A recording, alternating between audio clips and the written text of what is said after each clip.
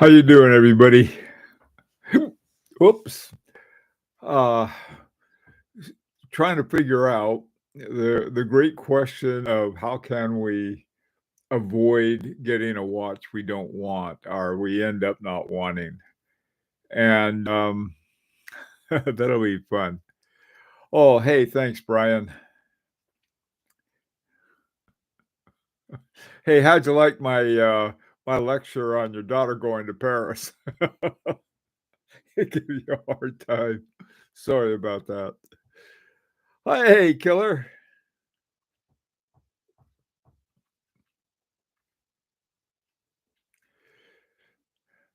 Jose.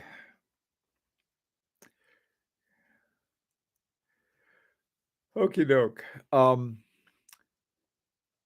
Let's start off with this. Have any of you ever bought a watch you wish you hadn't?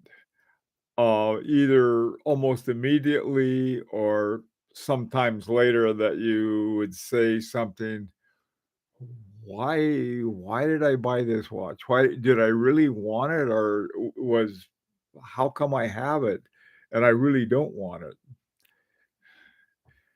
Can we identify that ahead of time so we don't end up buying a watch that we really don't want? Okay, let's hear some ideas. First of all, have any of you ever bought a watch you really didn't like? I mean, that either, like I said, immediately or later on. Or have you ever feel pressure that, well, I better buy this under pressure? Has that ever happened?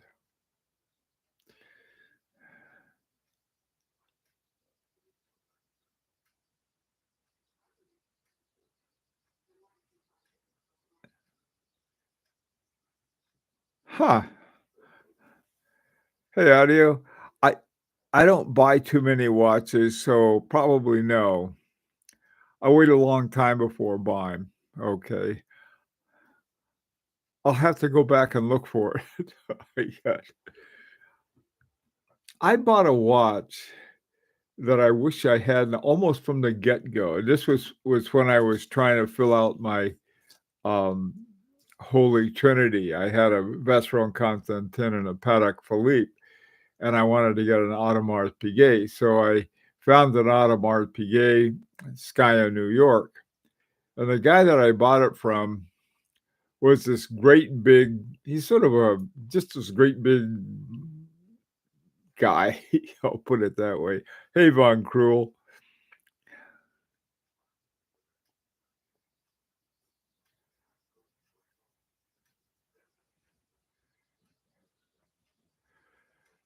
Okay, Jose. Yeah, I've been doing that. I'll put you down on the list. Um, Listen, right now, I haven't heard back from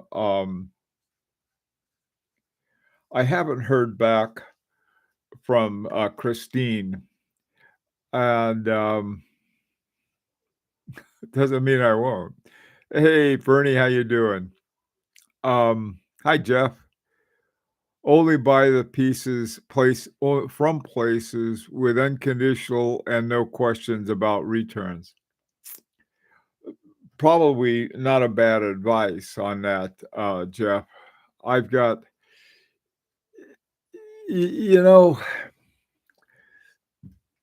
sometimes you get sort of an idea in your head. You really want something, and you get it even though your better judgment says probably not a watch you'd want. Probably not a watch but you do it anyway. That was with me and this guy. It was a shop in New York. Um, Fernando and I went to see the guy, and he was sort of a big buff guy. And I asked him, I said, "Yeah, could you?" It was a solid back, as I wanted to see what was inside. And so he had a sort of, I'll call it a watchmaker in quotes, who was working there with him, and he said, "No, I wouldn't do it." Well, it turned out that that particular watch needed a special tool. But instead of saying that, he started blowing smoke. Oh, What do you think you are trying to, don't you, and just going on and on and on. And the watch, it, it was the dial was too small when I first saw it. I thought, my God, that thing's just not going to work. But I went ahead and bought it anyway. And, I just, it was one of those things that I was so set on filling out my Holy Trinity. Um, so it was a bad idea, and I ended up trading it in. So naturally, I lost money on the thing, but those things happen. So that was what thought I'd share with you guys. Okay. Hey Tony, the pressure of time. If I didn't, I may never. Yeah, there's that too. You may never get another deal like this again. There was something that my former father-in-law said one time. He said the best deal is yet to be made, and I've always liked that quote because that means that the current deal isn't the best deal you'll ever see. Um, it's sort of an attitude I like, and so you don't feel that way. But I have felt that way before, Brian. I've said, okay, if I don't get this, there's not another one like it coming along. In fact, on a video, I did mention that that if I don't get these watches, I'm going to regret later on not getting them. And almost immediately, the only one I could afford got snatched up by someone. So I almost did regret it. But I do think that I do feel that there's always a better deal somewhere in the background somehow. Life is a progression. The toys we wanted as children. Oh, Damon, that is a good point. The Absolutely. The more I come to understand horology and watches, boy, my taste have changed.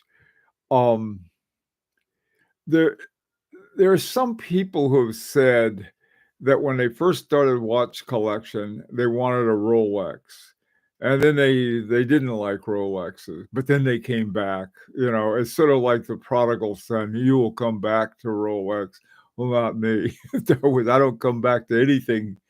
I would like at some point a Royal Oak, but not that much anymore. Um, the kinds of watches I like, and I think Damon is right, is that they become different. Like this watch. This is my Mercator. So watch that I'm still. This morning we were talking about it, and I thought, what was the thing that said buy this watch, and I still don't know, and I've been very happy with it. So I don't know what's going on sometimes. In fact, probably most of the time. Gotta trust your gut.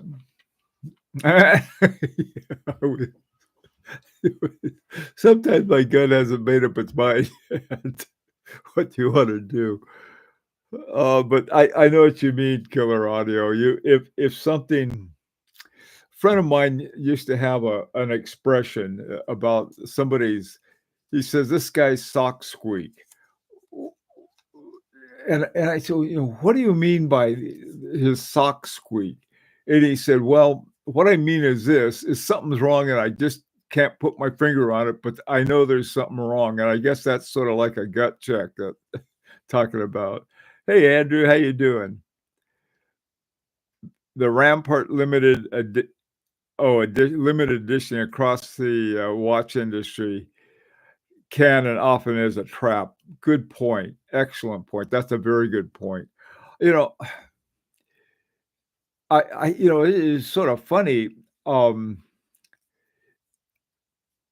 What is meant by a limited edition? To me, this is what a true limited edition is.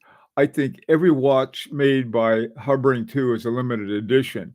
if you talk about a company that makes 200 watches a year, you know, they've gotta be limited, but the limitations are based on the quality that Harboring 2 wants, and yet the prices are still among the best, I think, in the industry for that kind of watch. Um, but you're right. Yeah, they say, "Well, we're gonna make more money if we tell these suckers that there's only a limited edition." You can get a limited edition of junk, and it's still junk. Ron Cruel.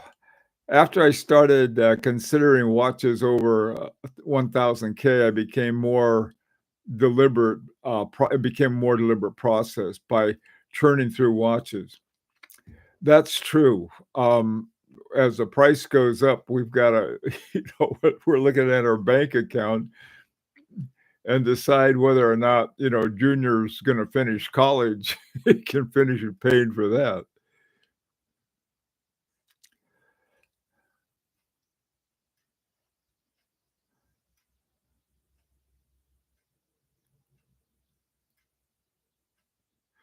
Yeah, the ones that hang around. This is I know it's not. I don't know. It sounds like bragging, but it really isn't. Okay, and that is that I've been my collection has a point now that I don't have any watches I don't enjoy wearing, and it's pretty much to the point where I don't want to sell any of the ones I have. And um, the only one I've sold, recently was one that sort of was out of necessity, but I was looking at this one.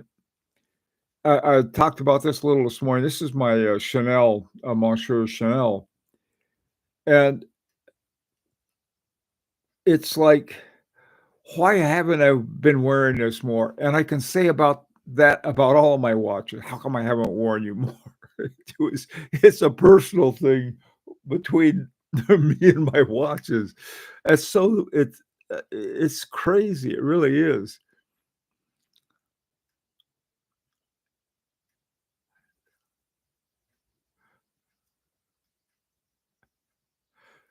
Okay, good. Okay, Brian. That's you gotta do the right thing. Hey, Mark. Mark, I tell you, Mark's got a great watch, one I've always liked, and that's the Havana, the, Chronomex Havana from FP Journe, and I don't know how big his collection is. He's talked about, "Oh, what about getting this one? What about getting this one?" And I haven't seen one that Mark's mentioned. I said, "Yeah, that would be a good one to get." I don't think I have anyway, Mark, and that's because I know how much he likes the FP Journe. And to get one of that you'll have that same likability, I I think it'd be very difficult, but that what I found is that there are many different kinds of watches you'll like for different reasons, and I'm sort of wondering if you keep getting the same kind of watch, maybe that would be one. What did I get this one for? I got one, that's pretty much like it. Um, that sort of attitude, and so I think one way to enjoy it is to really explore, some of the what is originally an outlier becomes something, "Hey, that's really interesting," and sort of delving into it.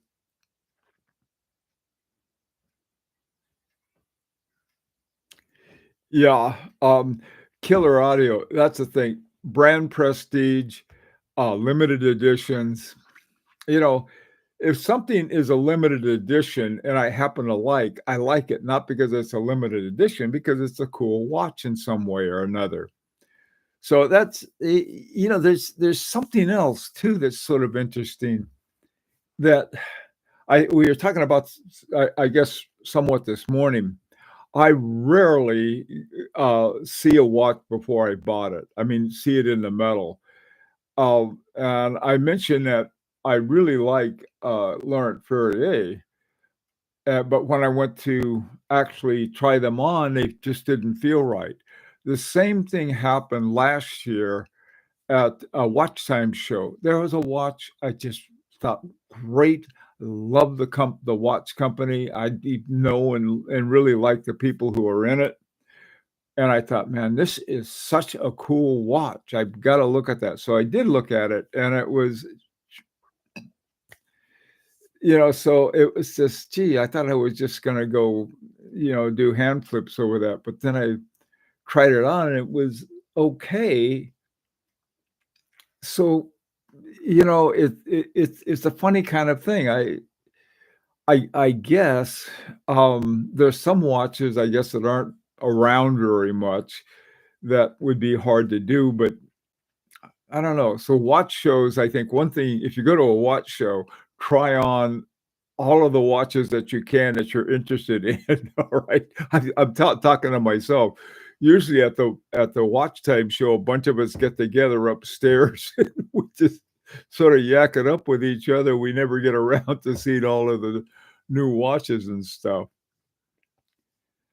Hey, Lazard, how you doing?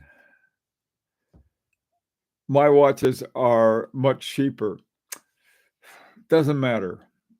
Some of my least expensive watches I still enjoy. My Chaumet Dandy is a case in point. It's I, there are a lot of more expensive watches that I just wouldn't enjoy as much as I do my Dandy, my Chaumet Dandy open face.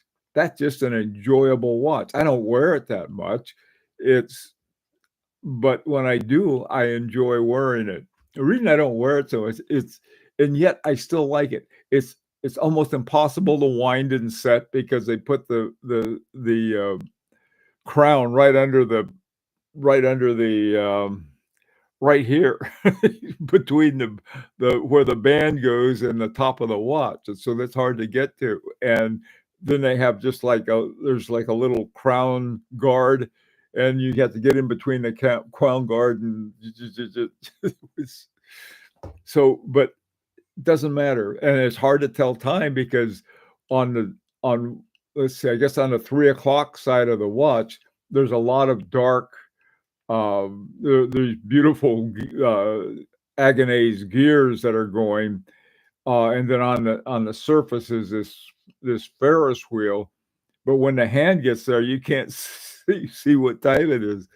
So it's the same thing with my Moritz Grossmann. For a dial, they use hands as a background. It's like if you wanted to camouflage the time, you couldn't come up with a much better thing. Doesn't matter. I still love that watch. I'm the worst example, I guess, for good advice. Hi, Wahats. How you doing, man? Knowing the watch inside and out and including fair market value is so important. Oh boy, fair market value. I want to pay an unfair market value.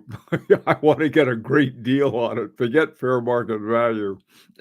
They got the fair market value in a way is based on the opinion of a lot of people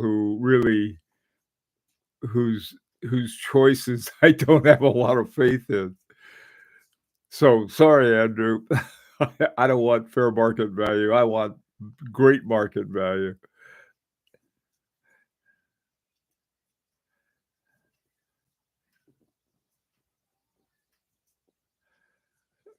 Oh, okay, Andrew. I'm glad. I, you know, we don't have to put up with anything. We're watch collectors, which sort of, in our own way, we are collecting these archaic watches, which is great. I mean, so it's well, I can do this to it and make it better, only relative to what it is. My wife and her smartwatch her Apple, what is it? Hermes watch. It's got a picture of a big horsey on it. That was for Hermes. And that thing does all kinds of stuff, including that if she's away from her phone and the phone rings, talking to it like Dick Tracy. Uh, so I think we're not subject to the same rules as everybody else. And so as a result, we can go out, we can make up our own rules for our own selves. I saw this one guy, he was one of the pundits, like one of the many watch expert pundits, and he was get that junk going on like that. I just look at that huge following. So I thought, okay, so they are the ones in a way that sort of guide fair market value. You know, sorry, it's more fun to be sort of to make up our own minds and to listen to anybody else, I think. And don't listen to me. I ranted and raved about Silicon Air Springs. If you like the damn things, enjoy them. But there's so many crazy things. Okay, I'm sorry. Oh, killer. Don't be jealous. That's another thing. I I don't be jealous of anybody else's collection or anybody else's watches. There are I got another friend who's got watches that his collection is worth more than all of ours put together. Today, that's how good it is. But I'm not jealous of it. I've learned from it. That's what you do from you learn everything you can. Holding off on immediate impulse to purchase and forcing myself to wait at least a week has eliminated a number of possible mistakes. Yeah, I sort of like that too. I like that too. It is that here's where we're caught between, and this is how I think how we sort of get grabbed in. We get an idea in our head, like I did with I gotta have the Holy Trinity, and then I went and got something that would fill that sort of hypothetical hole, but it didn't. And so, yeah, so waiting, waiting yourself. Right now, Fernando and I, we were having coffee the other day and talking about this and said, we have to window shop because all of our watch money's gone or something, or some other expenses came up and we can't afford watches right now. And so, now we got uh, lots of time to consider and reconsider. I was thinking of getting this, and then we can look at dozens of watches. Somebody can have the best deal ever that we've ever seen on a watch, and we still can't buy it unless they're giving it away. So I think that's good advice, Damon, but not one that you have the between the two is that you have the weight and then you have the gut. They're fighting each other.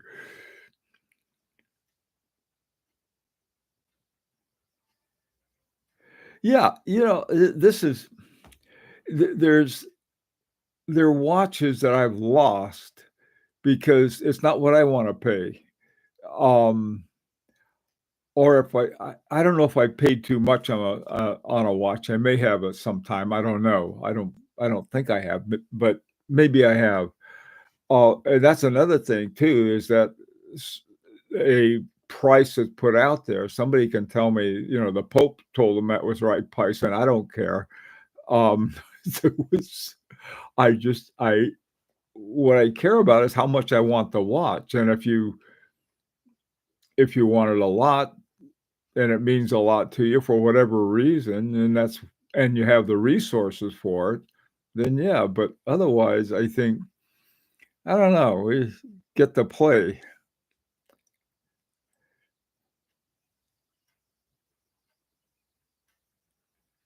Von Cruel, Nico. Is Nico here? Where's Nico? It was-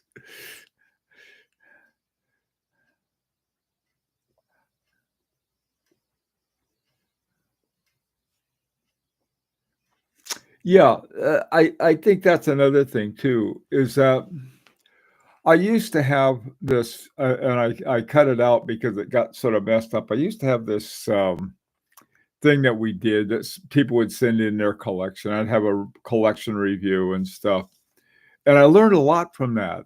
There was this one watch. It was a Patek Philippe, and it was this.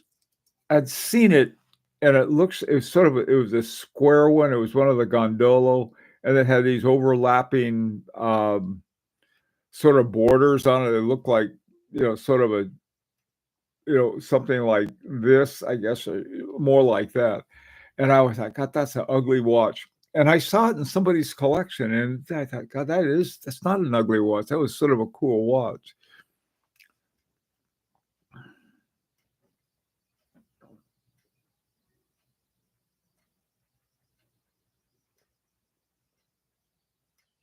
Oh yeah, Andrew, I agree with that. Yeah, I see what you mean now.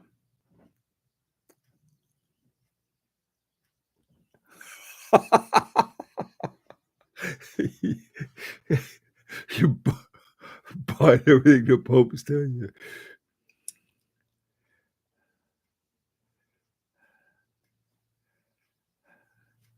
Oh no, I said, yeah, I get set off.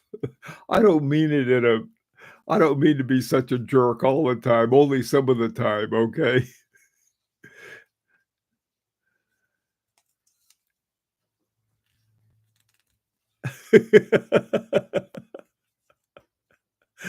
Oh,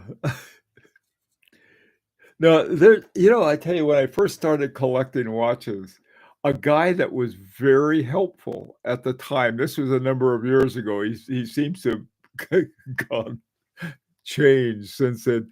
It was Archie Luxury, and it was I didn't know anything about watches, and he used to have some really good things that were very helpful.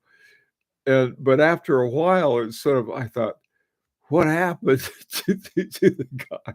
So that's another reason I I pause on that.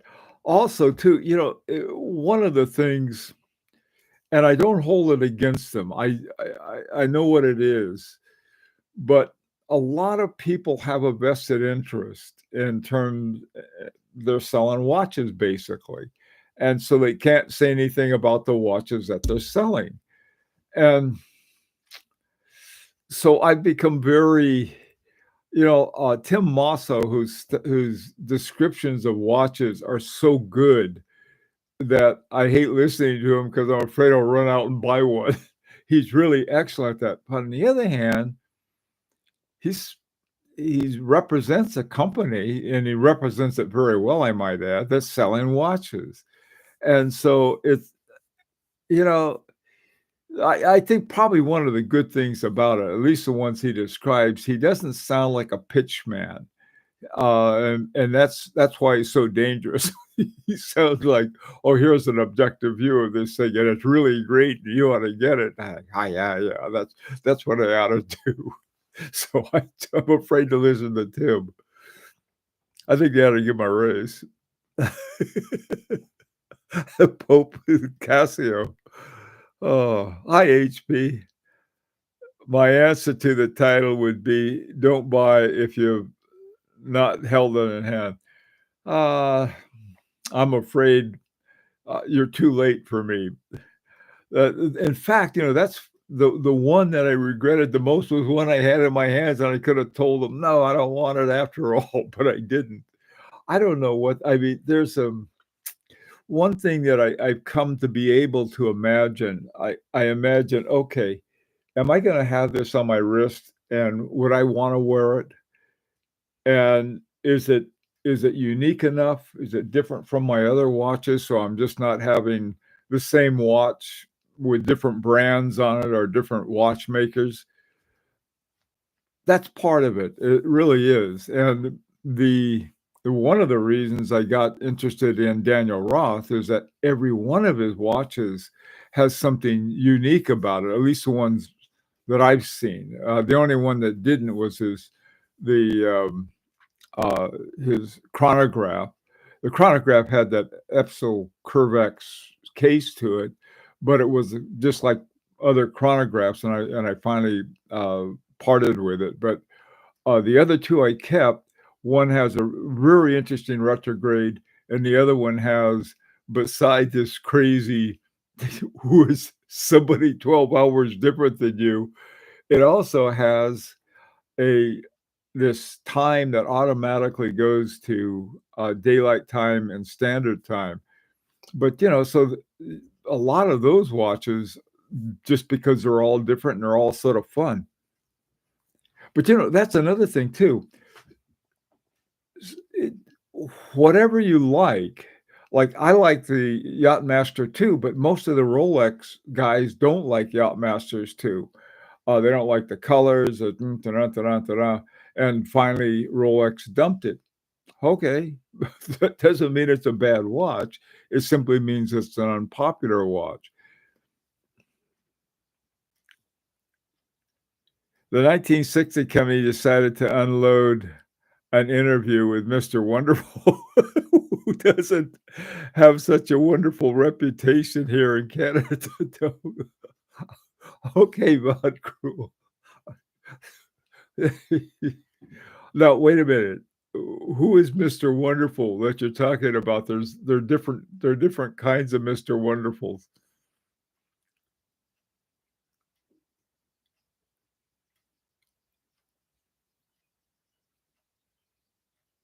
Yeah, HP, that's a good point. Some people they like it, and they like it again and again and again in all of these different, permutations and very few combination. Nothing wrong with that. I mean, this is like you say, very personal, and, some are some way, some are others.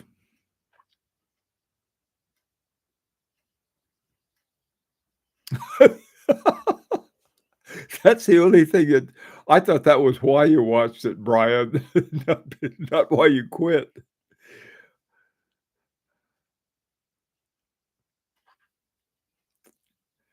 The dial guy with the collectives. Who thought Canada should, create and exist and become a US state? No. Now, I would hate for Canada to become a 51st state. I like Canada too much. They have I mean, it's just north of us. It's not that far of a drive from Connecticut. We can just go straight up 91 and we'll be in Quebec. And it's fun. I mean, it's like when I lived in San Diego, we could drive, just not even an hour south, and we're in another country with another culture, with another language. I like that.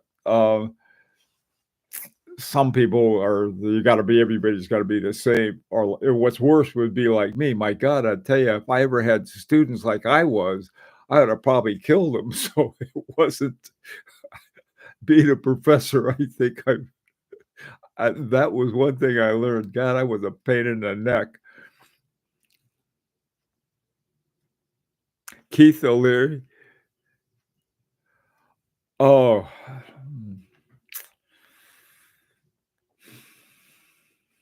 I won't even say anything one way or he's not a guy that I really watch or listen to. I'm not a Shark Tank fan. A friend of mine had a something he was gonna go on Shark Tank with it. It was, those what he was making. This is really weird. What he was making was like what do they call Kruger, not Kruger, but those little cups that they make coffee with. That's how I make coffee. That's about my extent of coffee making. We have this pop it in the machine and close it, and it makes coffee for you. Well, he was doing that with marijuana, and so he put it in, and it was you couldn't smoke it. It worked. I don't know what it worked like. But anyway, so he was making that, and he was a candidate to be on Shark Tank, and so he was all excited about it. And I I had I was told by a guy This is when it became legal.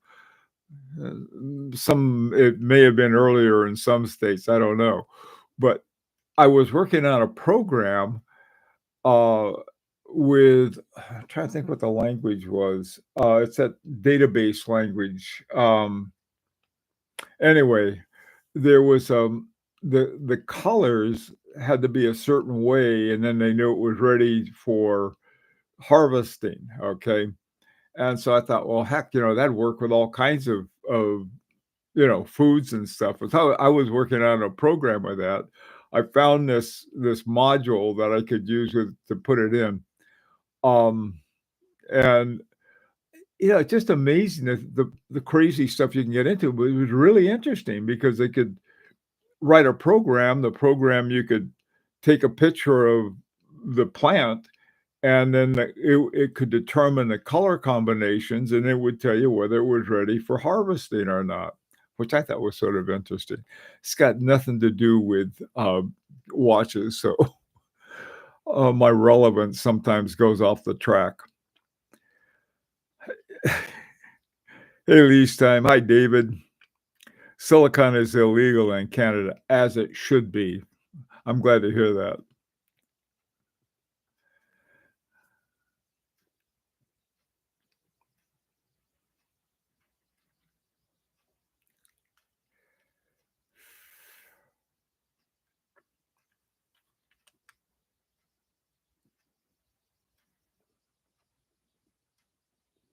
Wow.